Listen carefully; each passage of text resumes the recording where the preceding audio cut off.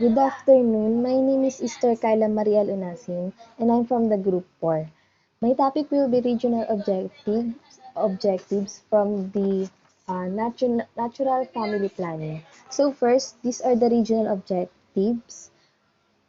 Improve access to the full range of affordable, equitable, and high-quality family planning and reproductive health services. To increase contraceptive use rate and reduce unwanted pregnancies and abortion. Next, make pregnancy safer. Support countries and areas in developing evidence-based policies and strategies for the reduction of maternal and newborn mortality. Improve access to the full range of affordable, equitable, and high-quality family planning and reproductive health services. Gender, women, and health integrate gender and rights consideration into health policy and program, especially into reproductive health and maternal health care. And lastly, improve the health and nutrition status of women of all ages by the Western Pacific Region WPRO 2017. Next po.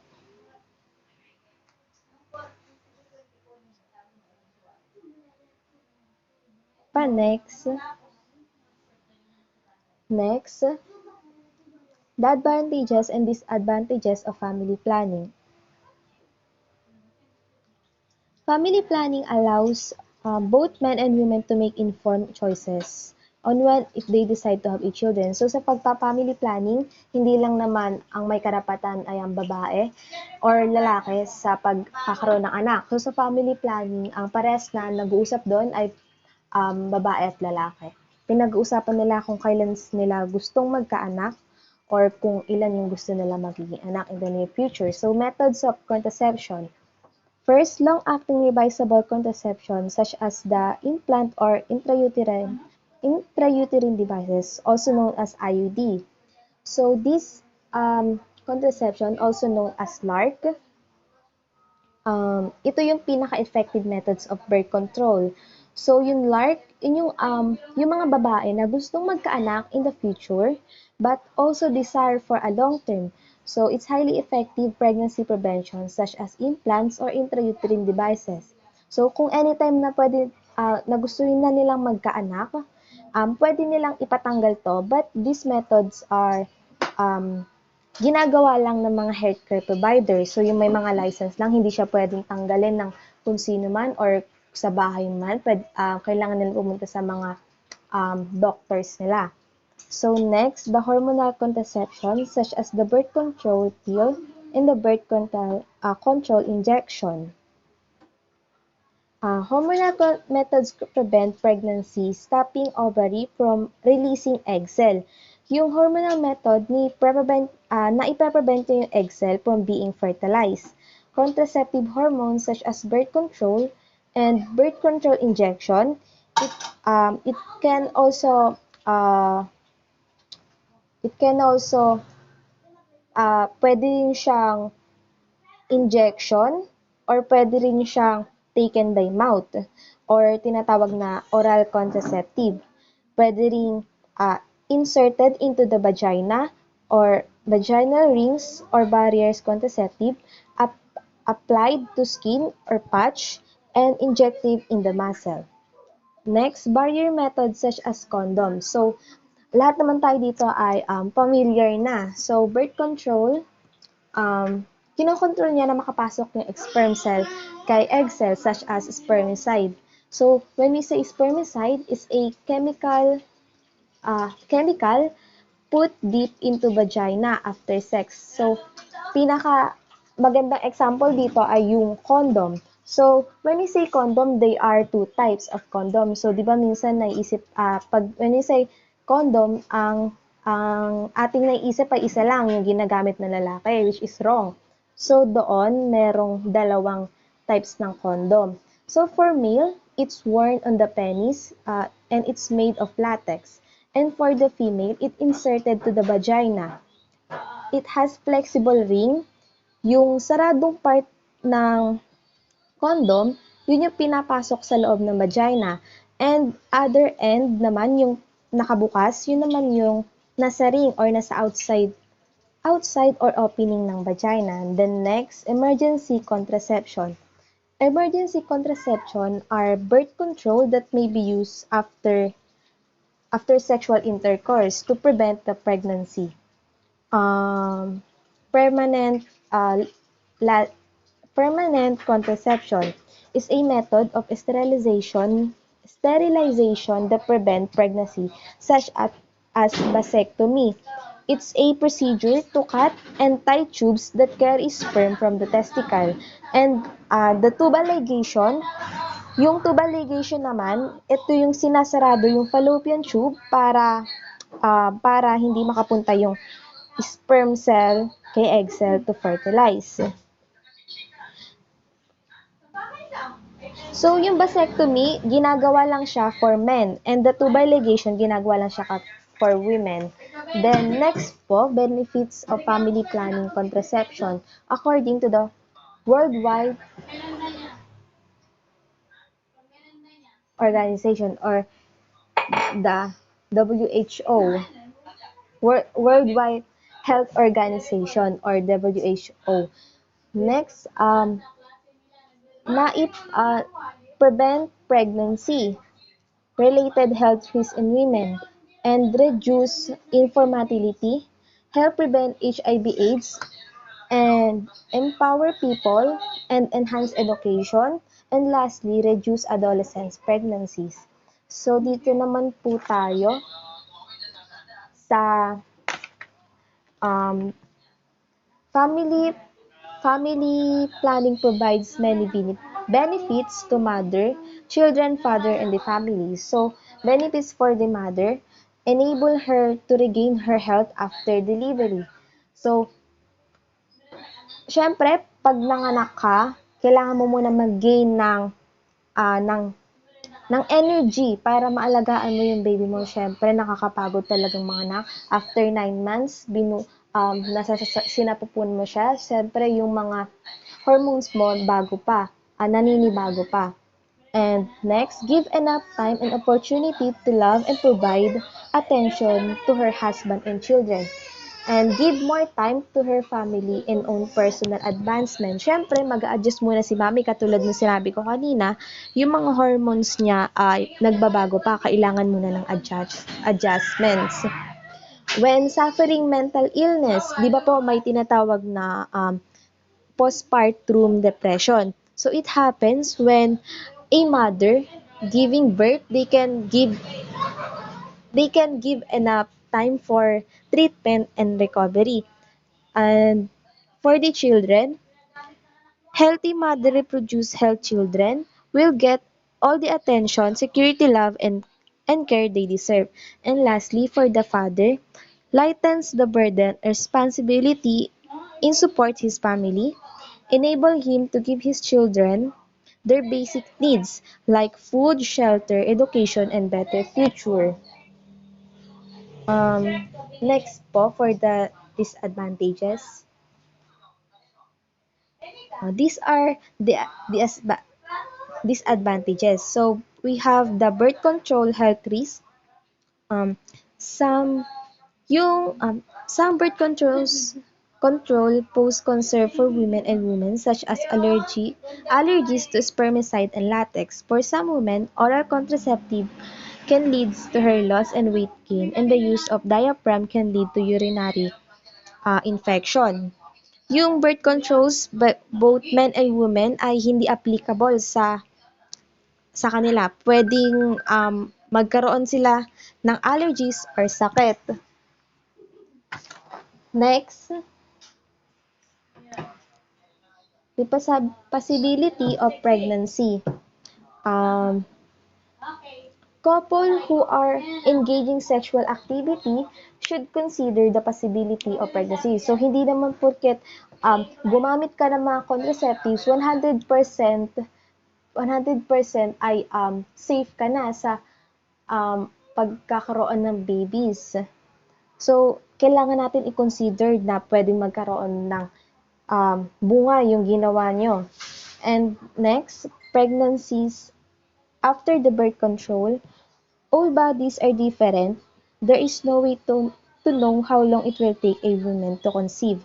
And that is true whether you are using birth control or not. Is it possible to get pregnant almost right away from stopping hormonal contraceptive such as birth control or even after the IUD remove? Kaya kagaya nga po na sinabi ko kanina na lagi nating i-consider yung pagkakaroon ng anak after having a sexual intercourse. And next po, natural family planning method. So, the natural family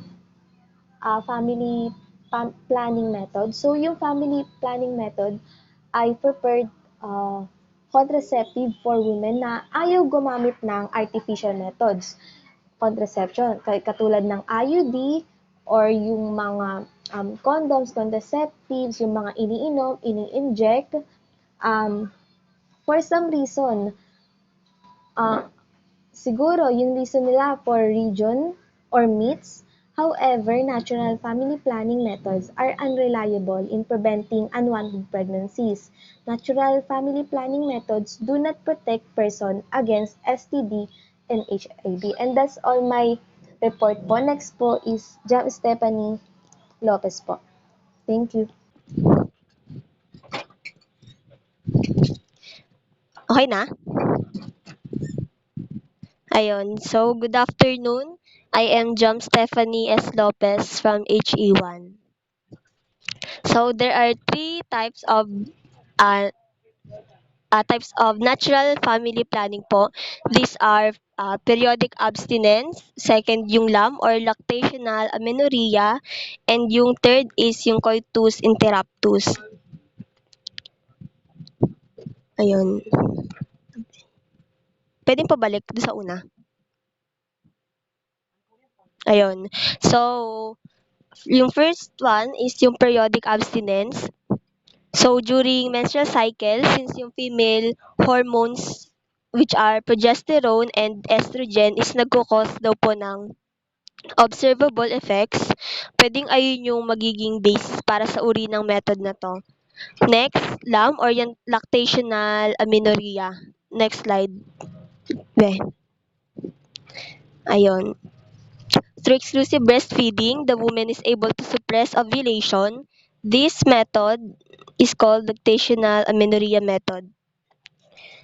Ayun, 'pag yung babae po is eksklusibong nagpapa-breastfeed, kaya daw po ng babae na parang mag-stop sa pag-o-ovulate. Pero if yung bata is hindi naman pinapasuso ng nanay, may possibility po na hindi siya magiging effective as contraceptives. Then yung last, yung coitus interruptus, ito naman po yung sinasabi na pinaka-oldest method. Ayun.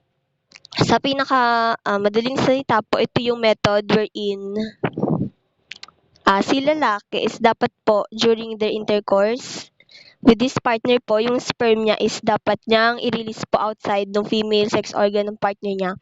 Para maging successful daw po yung method na yon, dapat never makakapasok or makaka-enter si sperm sa vagina nung babae. Next.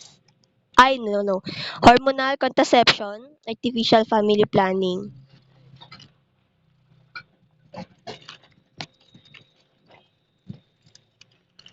Hormonal contraceptives are an effective family planning method that manipulates the hormones that directly affect the normal menstrual cycle so that ovulation may not occur. Ayun. Effective family planning method siya. Ito yung nagma-manipulate sa hormone ng babae. Nagma-manipulate sa hormone ng babae po para walang mangyaring ovulation. Next slide. Ayun. First contraceptive is yung oral contraceptions. Ito bali yung tinatawag na pills. Yung contraceptives na to is nagko-contain ng synthetic estrogen and progesterone. So, para sa kaalaman lahat, yung estrogen is nag-i-stop ng ovulation ng babae, while yung progesterone naman is parang nagpapalabnaw ng cervical mucus ng babae para malimit yung sperm sa pag-access papuntang ova. Transdermal contraceptive patch, a medicated adhesive patch that placed on the skin to deliver a specific dose of medication through skin and into the bloodstream. In this case, a transdermal contraceptive patch has a combination of both estrogen and progesterone released into the bloodstream to prevent pregnancy.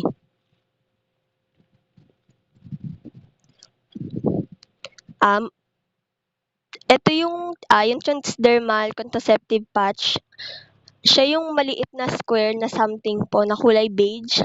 Since patch siya, tinatawag siyang patch, dinidikit po siya sa balat ng tao na ayaw mabuntis. Wala naman pong specific part ng body na binanggit kung saan siya dapat idikit. Ayun. Next is vaginal ring. Birth control ring inserted into the vagina and slowly releases hormones through vaginal wall into the bloodstream to prevent pregnancy.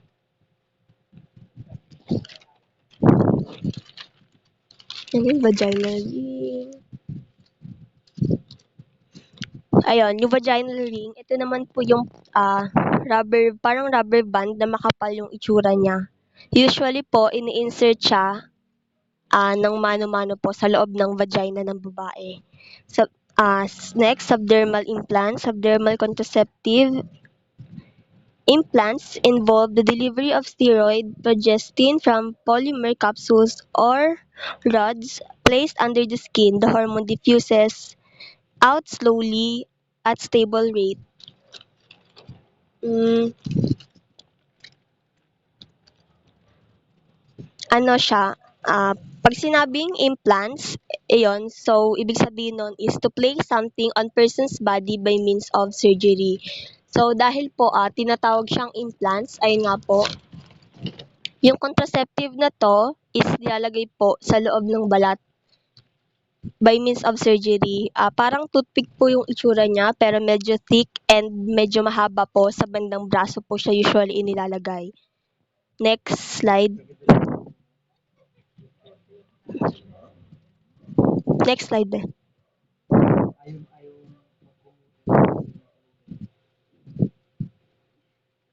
Hormonal injection is a contraceptive injection given once every 3 months. It typically suppresses ovulation, keeping an ovaries from releasing an egg. Hormonal injection also thickens cervical mucus to keep the sperm reaching the egg.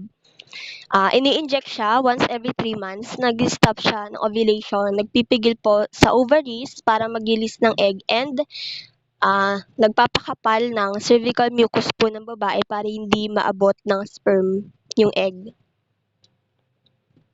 Intrauterine device. An IUD is a small T-shaped plastic device wrapped in a copper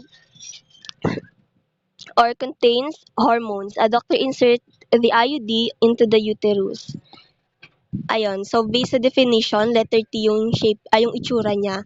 Unlike sa vaginal ring na pwedeng ikaw mismo yung maglagay, ito, doctor po yung mag-insert. Chemical barriers such as spermicides, vaginal gels, and creams and glycerin films are also used to cause the death of sperms before they can enter cervix. Ayun, sperm killing substance siya, available as foams, creams, and gels, and suppositories. Usually available po kahit walang medical prescription ng doktor. Diaphragm, it is a dome-shaped barrier methods of contraceptions that block sperms from entering the uterus. They are made of latex or rubber and formed like a swallow cup.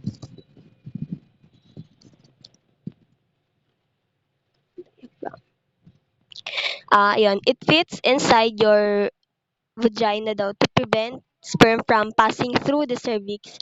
Kailangan pong gamitin kasama ng spermicide po or yung gel po na pumapatay ng sperm.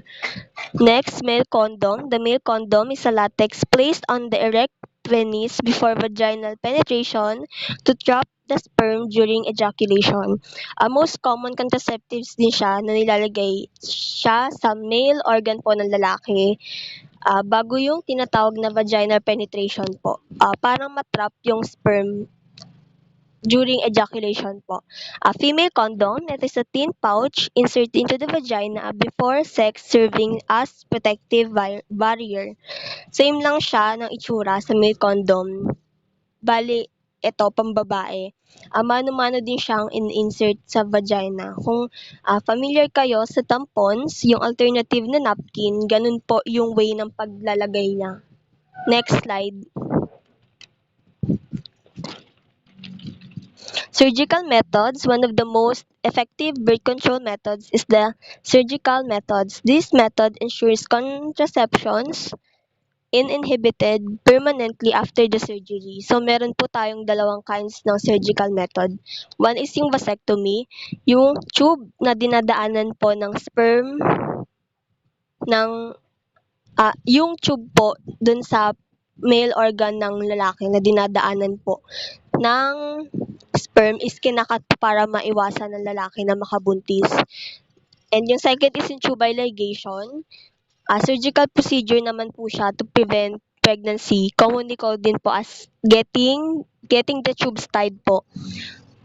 Also called din po siya as female sterilization. Possible pa rin po na mabuntis after ng tubal ligation kahit medyo rare or bibihira lang po. May possibility pa rin po lalo na yung pag yung fallopian tube daw po ng babae is nag-grown back po together over time. Ayun lang po. Maraming salamat.